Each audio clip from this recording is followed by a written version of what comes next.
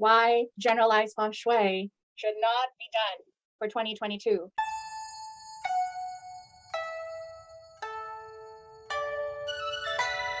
The past 2 years has been very interesting. It's been topsy-turvy for most of us.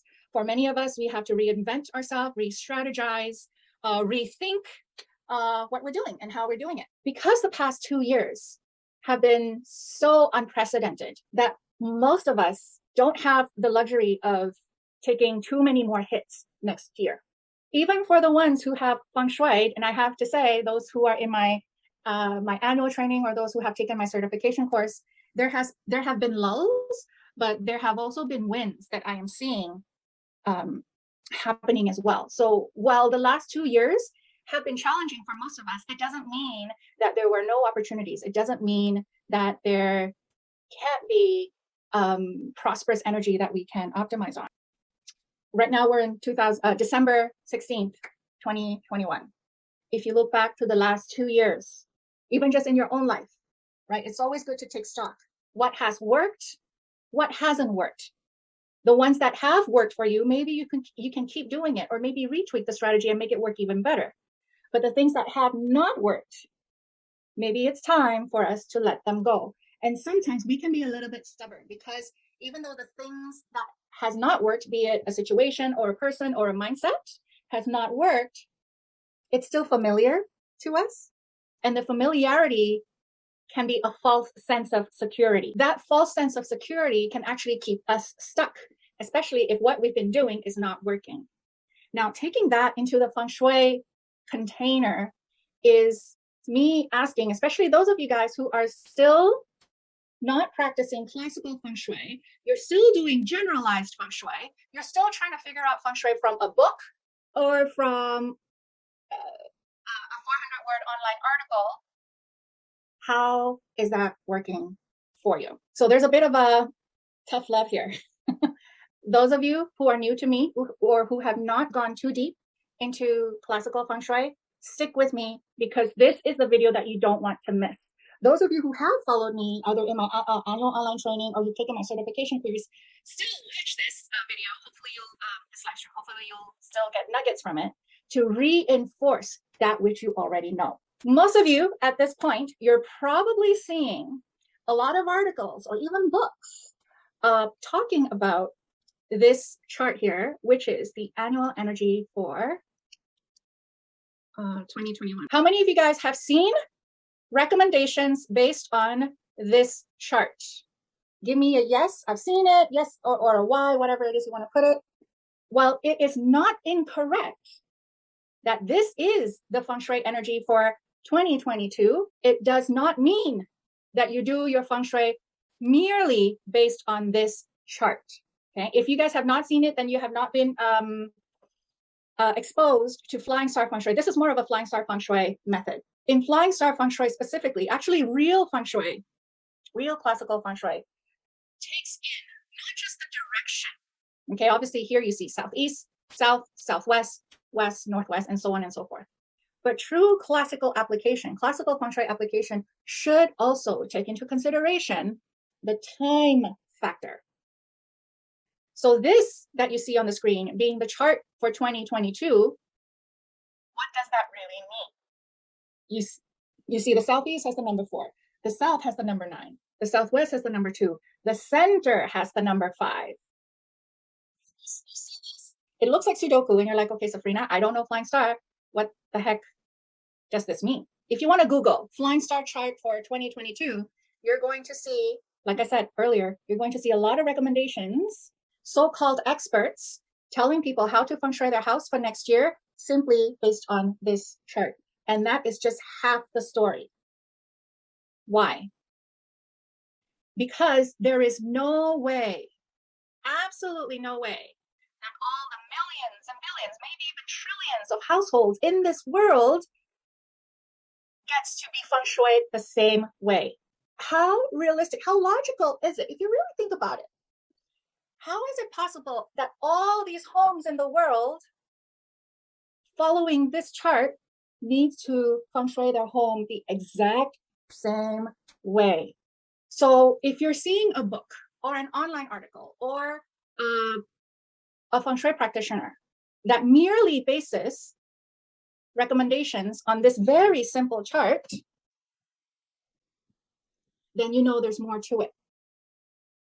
And what do I mean by no 2022 not being a year to do generalized Feng Shui?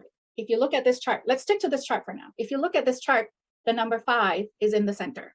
The number 5 in Flying Star is one of the most number, because the number 5 usually denotes health, relationship, finance, loss, challenges. And the number 5 being in the center is concerning, because for most homes, the center of your house is usually a hallway.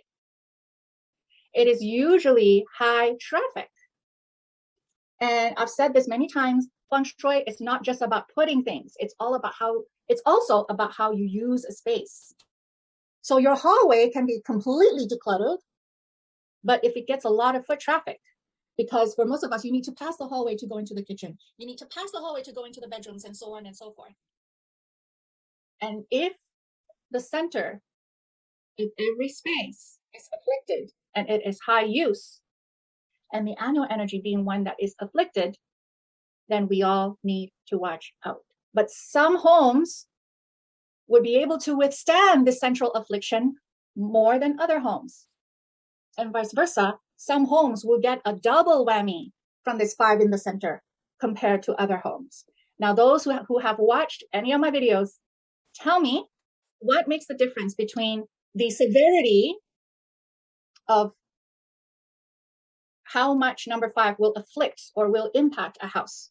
What are the 2 factors that will ultimately determine how much damage this number 5 can make in a house? Put it in the chat, okay? Exactly, permanent energy and the facing direction. So if you move in period 8 or period 7, and depending on which compass direction you're facing, then that would determine whether the number 5 in the center next year will impact you more, or if the number 5 in the center will impact you less. For those in period 8, because most of us are in period 8 meaning you moved into your house in 2004. Forget about construction date. Okay. When did you move into your house? If you moved into your house after February 4 of 2004, you are period 8. And if you are facing southwest or northeast, period 8, period 8, southwest or northeast. If this is you guys are going to get, unfortunately, double whammy from the number 5 in the center, because based on your period and based on your facing, your permanent energy that is from your permanent energy, which is based on your period and your facing here, okay? And you have another number 5 visiting the center. That's your double whammy. The safest remedy I can suggest for you guys to do, this one, no matter what your period and you're facing, because I want you guys to be safe, especially if you can't take any more hits, do a Feng Shui salt cure. Last month being November of 2021. How many, put it in the chat, how many of you guys felt like it was a little bit of a weird month last month? Yes, a lot of issues last month, very stressful. Because the energy for last month was exactly like this.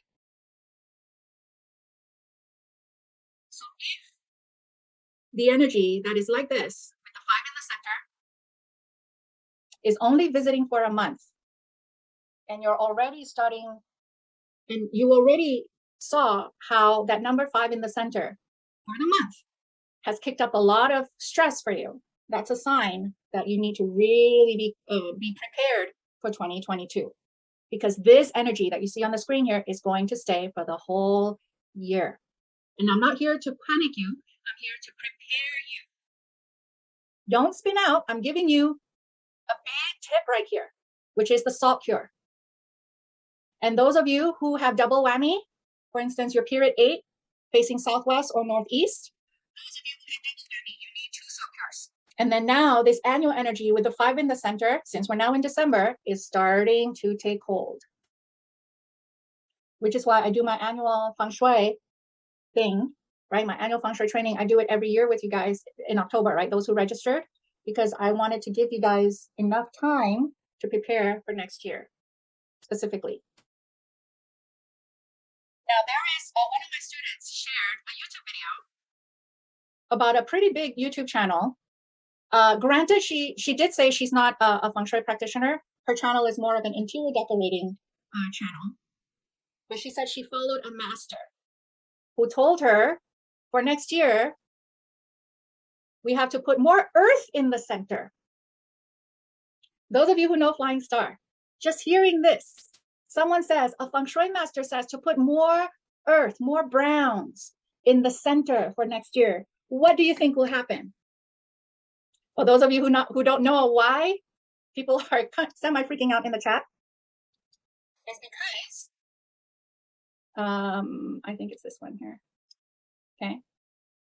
Number 5, those of you who know Feng Shui, you really need to know this 5 element cycle here, okay? What element is number 5? Put it in the chat. What element is number 5? Okay. Number 2, number 5, and number 8 in here is earth. But right now, again, we're just looking at number 5 right now, okay? So number 5 is earth. And number 5 is a negative energy, right? If you put more earth, which is the same element as the negative energy, you are feeding the negative energy even more. And this video, I think it was posted maybe about a week or so ago, already got like 42,000 views. Imagine the damage that this fun bit of entertaining video is going to trigger for people who don't know real Feng Shui. And that is the issue with the Feng Shui industry. It is rife with people who don't know what they're talking about. No idea what they're talking about. It's huge responsibility. Feng Shui is not just fun decorating, people. Feng Shui is life-changing in a positive manner or a negative manner. Okay? So if those of you, we actually had a bit of a discussion in our graduate group about this video. Is she and other masters in quotes have unknowingly made the affliction doubly strong for people, especially the ones who are period 8 facing southwest or northeast. Now they get really strong afflicted energy. Now I'm seeing from the comment people saying you remedy with earth. Yes and no. So this is the thing, right? So you remedy. So I'm not going to go through this whole page here. Okay, I think I actually did it in a separate video, maybe last year or something. You guys can go back to that video. But 2, 5, and 8, you enhance with earth, and you remedy with metal. But again, that's generalized Feng Shui. I'm not going to ask everyone to remedy their center with metal. And those who took my 2022 training, you will know, right? Because it's in your workbook. Not everyone can take metal as a remedy for the number 5 in the center. Especially if you are facing northwest or southeast. If you put metal to remedy that, you're actually making things worse as well. No metal.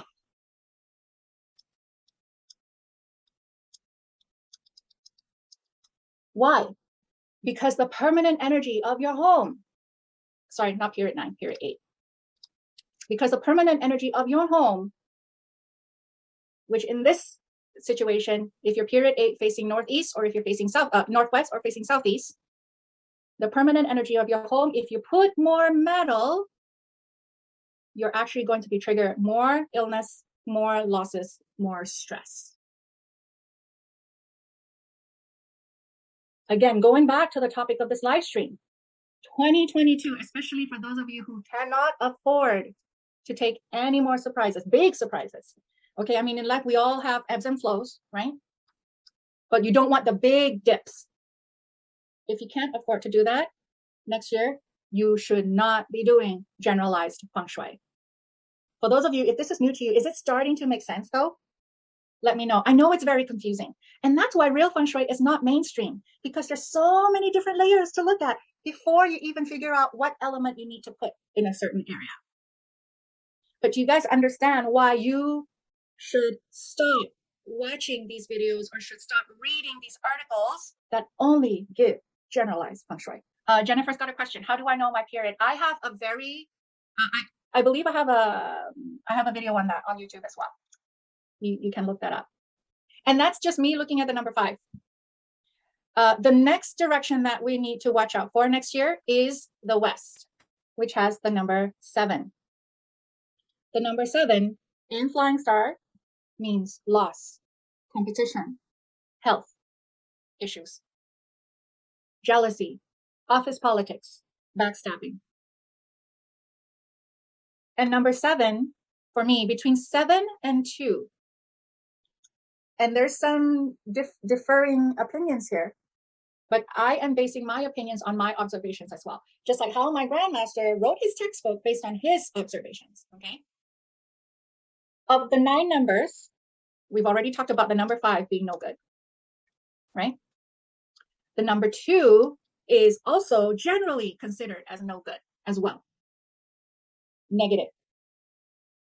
But in my observation, and in fact, I've had my certification students start observing as well the impact of number 2 and number 7. Which one has more of a negative impact, more traumatic, more dramatic impact? And what I am seeing, and what my students have also been reporting back to me, is they're saying that the number 7 actually is more stressful, more negative than the number 2. And I completely agree with them.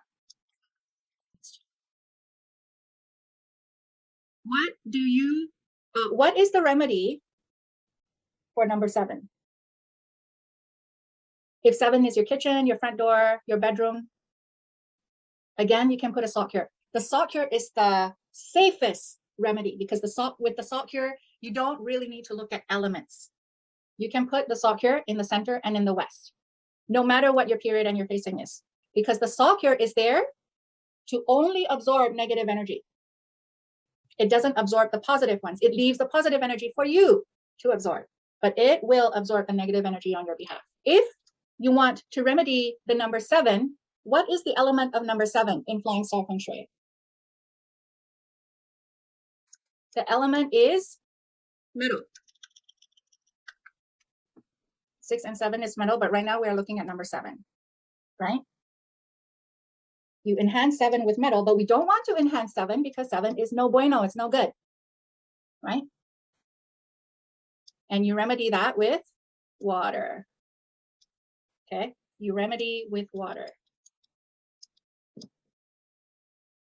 I would prefer that you remedy with actual elements. So put a pail of water. You don't have to go crazy. You can put water there, but no moving water.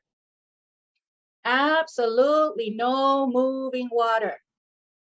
You can put water in the bedroom if it's not moving. We don't want a fish tank. We don't want a water feature. And those of you who have a swimming pool in the West, I get a lot of resistance from people whose homes have swimming pools. You should watch the number 7 and what it does next year. And then you can ask yourself, is that swimming pool that you are so in love with, is it worth having that swimming pool? Because whether it's bad annual feng shui or not, swimming pool in the West is not good location. When do salt cures need to be replaced? If it's very crusty, then you replace it. You just take a look at your salt cures every month or so. If it's crusty, you replace it. If it crusts up very quickly, like within days or weeks of you putting the salt cure, you might need strong. So you might need 1, 2, or more to help absorb that. I know this is a shameless plug, but I know you guys are going to get so much out of this annual training, especially for next year. If you guys are not yet in Feng Shui 2022, which is my annual training, and if what I'm saying here makes sense, I would highly suggest that you guys join me there. Okay. Just go to fengshui2022.com All the live trainings have already happened, but once you register, you will get instant access to all the replays. And those of you who have taken my annual training, especially if it's your first time, put it in the chat how the experience was for you to finally learn how to feng shui your home based on your permanent energy. Yeah, Christine says, feel better when I joined Feng Shui 2022.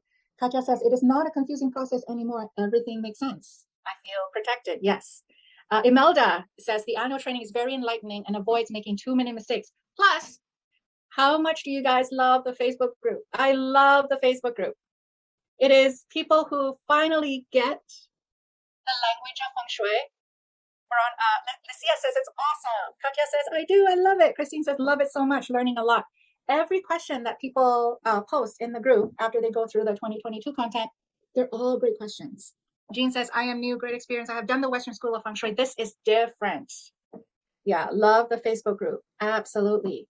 Yes, Crystal says, Feng Shui 2022 is a great way to get the information we need at a very reasonable price. It's like 20 cents a day to get the information.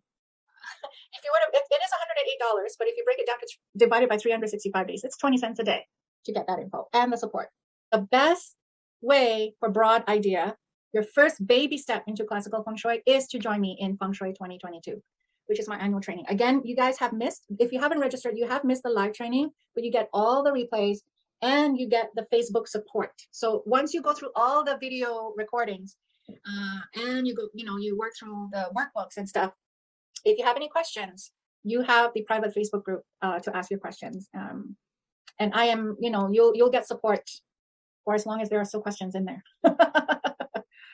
All right, everyone. Thank you so much. Have a great day. And here's to a prosperous 2022 for everyone. Again, don't panic. Be prepared. If I am new to you and you love classical Feng Shui, meaning real Feng Shui that gives you real results, make sure you subscribe to my channel and hit the notification bell because I will be giving new videos every Thursday, and make sure you don't miss out on that.